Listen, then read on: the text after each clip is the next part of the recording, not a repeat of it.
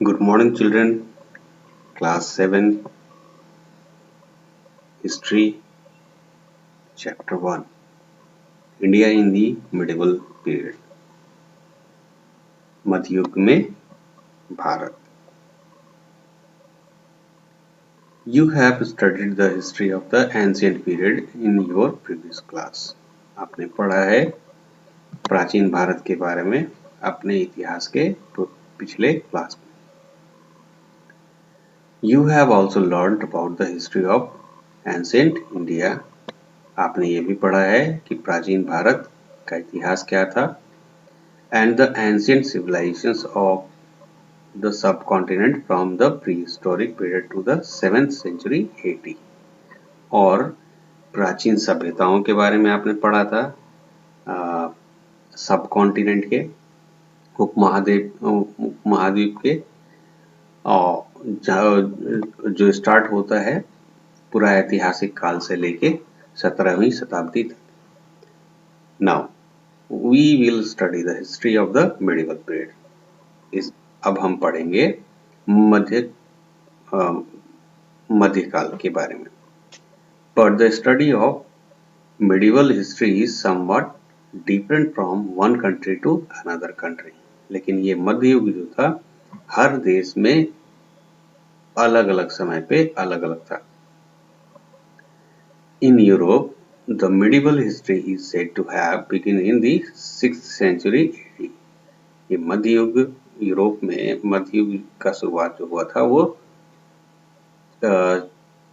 छठी शताब्दी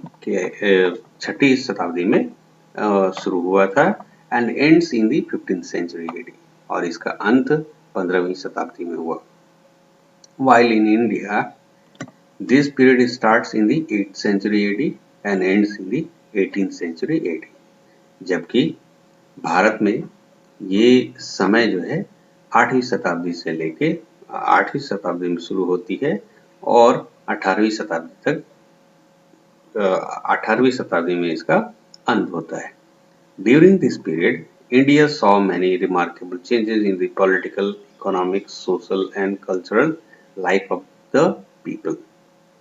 इस समय में भारत ने बहुत सारे ऐसे बदलाव देखे या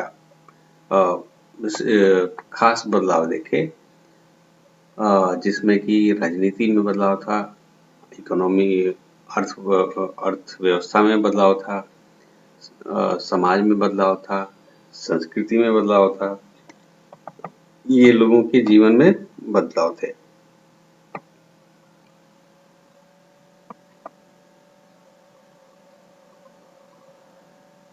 Indian history and medieval period.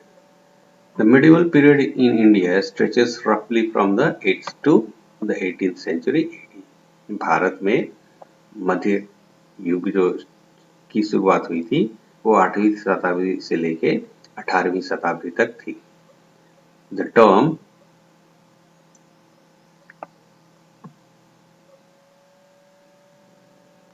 medieval refers to the Sultanate period in the North India and the Chola period in the South India. ये medieval का मध्य का जो मतलब है वो है कि उत्तरी भारत में सुल्तानों का जो शासन था वो और दक्षिणी भारत में चोला और राजाओं का जो शासन था उसको बताता है. Thus, in this unit, इस प्रकार इस यूनिट में we shall study the history and the civilization during this period in Indian subcontinent. तो इस प्रकार हम इस अध्याय में पढ़ेंगे कि इतिहास क्या था और इस यहाँ पे सभ्यताएं कैसी थी. भारतीय उपमहाद्वीप में The medieval period is further subdivided into two periods. मध्य युग को भी दो भाग में बांटा गया है. अर्ली medieval period शुरुआती मध्य युग जो कि 18वीं शताब्दी से लेकर 12वीं शताब्दी तक था एंड लेटर medieval period और बाद का मध्य युग जो कि 13वीं शताब्दी से लेके 18वीं शताब्दी तक था।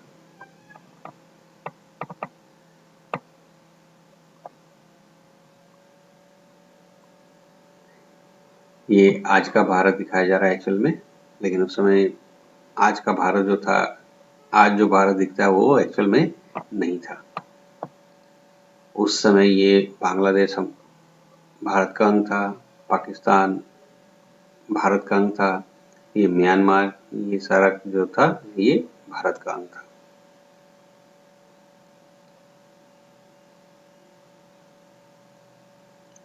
Salient features of medieval period.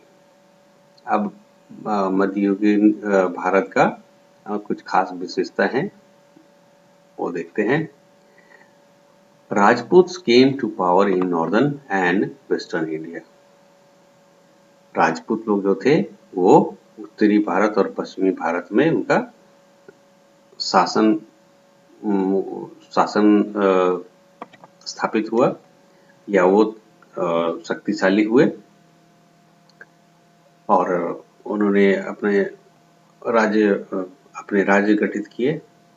Medieval period gave rise to a multicultural society. मध्य युग में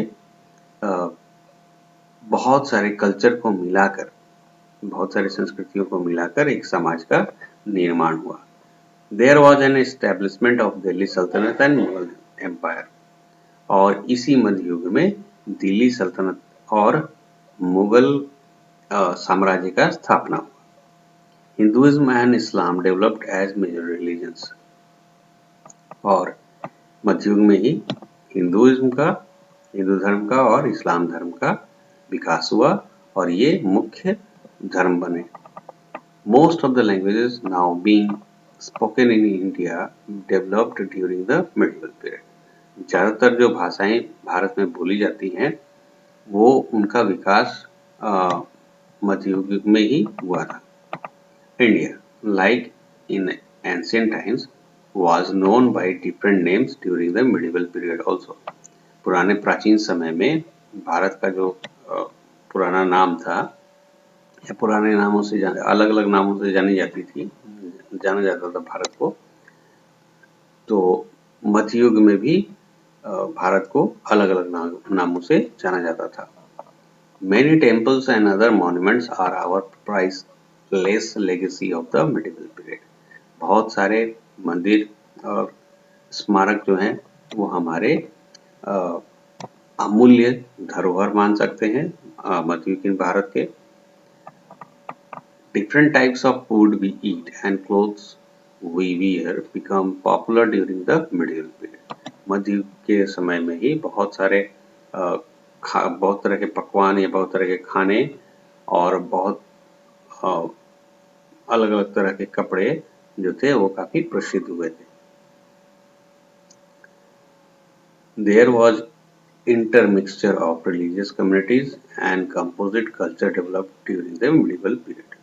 मध्य युग के समय में ही इंटरमिक्सचर रिलीजियस कम्युनिटीज हुए, जैसे कि एक ही दो धर्मों को मिलके कोई एक कम्युनिटी, एक समाज बना, या फिर बहुत सारे अलग अलग कल्चर के लोग, बहुत अलग अलग तरह के संस्कृतियों के लोग एक जगह पे रहने लगे और उससे एक समाज का निर्माण हुआ। The caste system became more rigid and was inherited by us in this form. और कास्ट सिस्टम भी जो था, जाति प्रथा जो था, वो ज्यादा कठोर हुआ और ये हमारे अंदर ये अवस्थित हो गया, मतलब हमारे अंदर बैठ गया। There was spread of भक्ति एंड सूफी मूवमेंट्स। और मध्य युग में ही भक्ति काल का और सूफी काल का उदय हुआ। Sikhs and Marathas rose to power. Sikh और मराठा शक्तिशाली हुए और उन्होंने अपना शासन स्थापित किया। Wealth of India attracted the European powers. और इसी मध्य युग में जो यूरोपियन शक्तियां थी उनको भारतीय संपत्ति ने अपनी तरफ आकर्षित किया, धन संपदा ने आकर्षित किया। Now, main sources of history. अब हम लोग हिस्ट्री, ये मिडिवल पीरियड के बारे में कैसे जानकारी प्राप्त करते हैं, कैसे हम जानेंगे कि मिडिवल पीरियड में क्या क्या होता था, तो उसको देखते हैं। There are two main sources to know about the medieval history. अगर मध्ययुगीन भारत को जानना है तो उसके दो स्रोत है जिससे हमें जानकारी प्राप्त होती है कि मध्ययुग में जो भारतीय महाद्वीप था वो किस तरह का था। फर्स्ट है लिटरेरी सोर्सेज, लिखे हुए जो स्रोत हैं वो। Before the paper was invented in a modern form during the 13th century, most of the writings were done on palm leaves and bark of birch tree। तो 13वीं शताब्दी से पहले जब पेपर का या कागज का आविष्कार नहीं हुआ था तो ज्यादातर लिखा जाता, जो भी लिखा जाता था वो या तो ताड़ के पत्ते पे लिखा जाता था या फिर बिर्च के पेड़ के छाल पे लिखा जाता था। The books written during this period were chronicles or account of the lives and activities of various rulers and dynasties। और इस समय जो किताबें लिखी जाती थी वो ज्यादातर राजा महाराजाओं से रिलेटेड होती थी या लोगों के जीवन और जो क्रियाकलाप था उससे, लोगों के नहीं, राजा महाराजाओं के जो क्रियाकलाप होते थे उससे जुड़े हुए जुड़ी हुई किताबें लिखी जाती थी या उनके राज शासन के बारे में लिखी जाती थी। Some were memoirs or autobiographies like Baburnama and Jahangirnama. ये ज्यादातर जो होते थे ऑटोबायोग्राफी होते थे, किसी राजा का खुद का ये चित्रण होता था। जैसे कि बाबरनामा जिसमें बाबर का उल्लेख है, बाबर से रिलेटेड सारा चीज लिखा हुआ है। जहांगीरनामा जिसमें जहांगीर के बारे में सारा कुछ लिखा हुआ है। While some were travelogues written by the travelers like Al-Biruni, Ibn Battuta, Francois Bernier, Marco Polo etc। और कुछ किताबें जो थी वो जो यात्री होते थे, जो भ्रमण करते थे पूरे विश्व में, उनके द्वारा लिखी हुई होती थी। और कुछ उनमें से यात्री जो थे जैसे कि Al-Biruni, Ibn Battuta, Francois Bernier, Marco Polo इत्यादि जो थे ये यात्री थे, पूरे विश्व में भ्रमण करते थे। Who visited India during these centuries, और जिन्होंने इस काल में मध्य युग में भारत आए और उन्होंने भारत को देखा और उसे किताबों में किताब के रूप में लिखा। They gave a true account of the events, उन्होंने सही विवरण दिया है जो उस समय घटनाएं घटती थी उनके बारे में। Of the Indian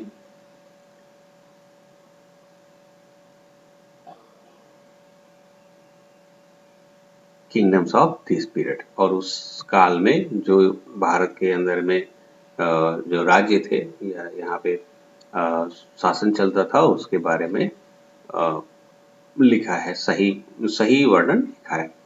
Megasthenes was a Greek ethnographer and explorer in the Hellenistic periods, और ये एक दार्शनिक थे मेगास्थनीज। तो ये और एक अन्वेषक भी थे, ये एक्सप्लोरर भी थे in the Hellenistic period. Author of the work Indica, ये जो किताब इन्होंने लिखी है जिसका नाम है इंडिका, और ये इंडिका एक्चुअल में नाम दिया इन्होंने भारत को। There were also books on religious matters, उस समय में बहुत सारे धार्मिक किताबें भी लिखी हुई थी और लिटरेचर या फिर साहित्य लिखा गया था। Many of them contain beautiful little paintings, ज्यादातर किताबों में क्या छोटे छोटे सुंदर सुंदर चित्रकारी की हुई रहती थी, चित्र बनाया हुआ रहता था। कॉल्ड मिनिएचर पेंटिंग, और इनको मिनिएचर पेंटिंग कहा जाता है। Throwing light on the development of art and painting, और इससे ये दर्शाता है उस समय का जो कला और चित्रकारी था वो कितना विकसित था।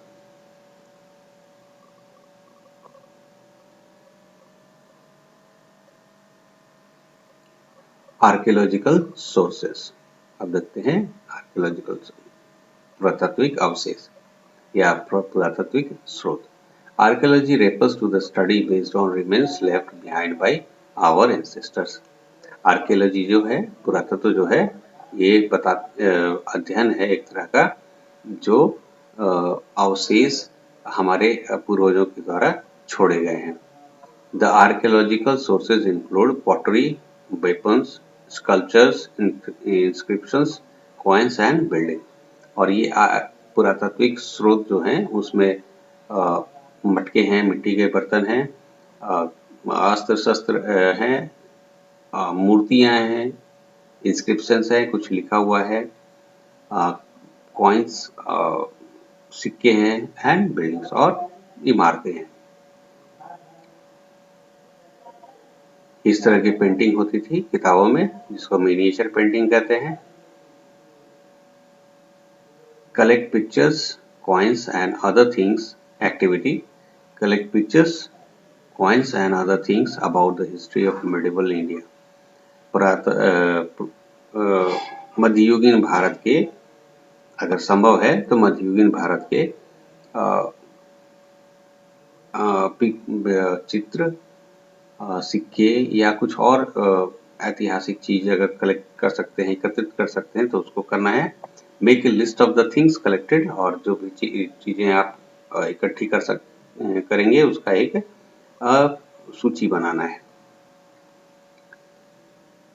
Buildings such as the Red Fort and the Tughlaqabad Fort in Delhi, the Chittorgarh Fort in Chittor, Qutub Minar in Delhi, Agra Fort in Agra and many other monuments। और इस मस्जिद में बहुत सारे इमारतें, ऐतिहासिक धरोहर हमें मिलती हैं देखने को मध्ययुगीन भारत की। तो उसमें से है लाल किला, और तुगलकाबाद किला जो है दिल्ली में वो है, चित्तौड़गढ़ का किला है चित्तौड़ में, कुतुब मीनार दिल्ली में है, उसको देख सकते हैं, आगरा का किला देख सकते हैं, और इसके अलावा भी बहुत सारे मॉन्यूमेंट्स, बहुत सारी धरोहरें हैं या स्मारक हैं। Temples like Brihadeshwara temple at Tanjore, sun temple at Konark etc। इसके अलावा कुछ मंदिर हैं जो बृहदेश्वर मंदिर है तंजौर में, सूर्य मंदिर है कोणार्क में, ये सारे मध्ययुगीन भारत के मंदिर हैं। Palaces at Jaipur, Udaipur and Jodhpur, उस समय के राजमहल भी हैं जो कि आज भी देखने को मिलते हैं जयपुर में, उदयपुर में और जोधपुर में। The inscriptions on surfaces of copper plates and wall of temples tell us about the medieval period kingdom. और जो भी लिखावट है, जो लिखा हुआ है मंदिरों के ऊपर, जो तांबे के ऊपर भी लिखा हुआ है, ताम्रपत्र पे लिखे हुए इंस्क्रिप्शंस, और जो जिन्हें मंदिरों के दीवारों पे लगाया गया है, ये हमें बताते हैं कि मध्ययुगीन भारत के जो राज्य होते थे, साम्राज्य होते थे, वो कैसे थे। The study of inscriptions is called epigraphy. और जो हम लोग इंस्क्रिप्शंस को पढ़ते हैं, जो लिखावट रहती है पुराने समय की, उसको पढ़ने के कला को हम लोग बोलते हैं epigraphy.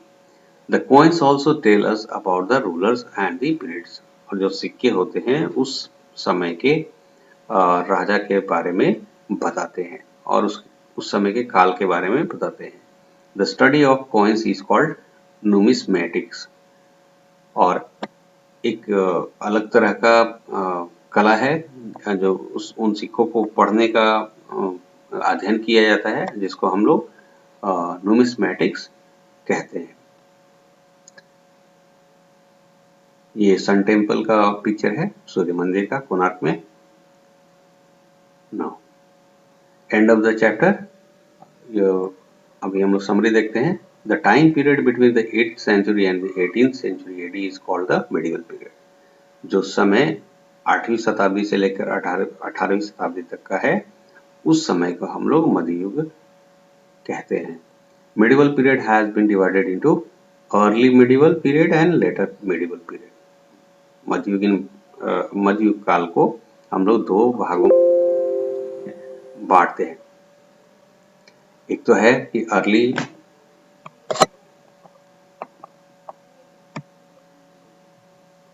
Early medieval period. There are two main sources of history.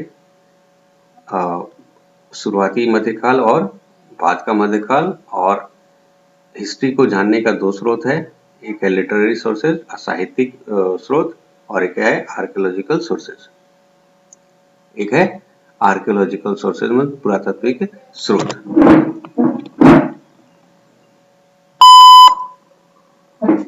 पुरातात्विक स्रोत। सेकंड है the ancient monuments come under archaeological sources. और जो प्राचीन धरोहर हैं वो पुरातात्विक स्रोतों के रूप में जाने जाते हैं या उनके अंदर आते हैं। The paper was invented in the modern form during the 13th century. 13वीं शताब्दी के समय में जो कागज है उसका निर्माण हुआ। मतलब आज का जो आधुनिक कागज है दिखता है, वो कागज का निर्माण 13वीं शताब्दी में हुआ। Before the invention of paper, कागज के निर्माण आविष्कार से पहले most of the writings were done on palm leaves and bark of birch tree. कागज के आविष्कार से पहले ज्यादातर जो लिखा जाता था वो ताड़ के पेड़ पत्तों में लिखा जाता था या फिर बिर्च पेड़ के छाल पे लिखा जाता था। Miniature paintings are beautiful little paintings. छोटे छोटे जो पेंटिंग्स हैं उनको मिनिएचर पेंटिंग कहते हैं। The archaeological sources include pottery, weapons, sculptures, inscriptions, coins and buildings. जो पुरातात्विक अवशेष स्रोत हैं उसमें मिट्टी के बर्तन, अस्त्र शस्त्र, मूर्ति, इंस्क्रिप्शन जो लिखावट है वो, कॉइन्स सिक्के एंड बिल्डिंग्स और इमारतें शामिल हैं।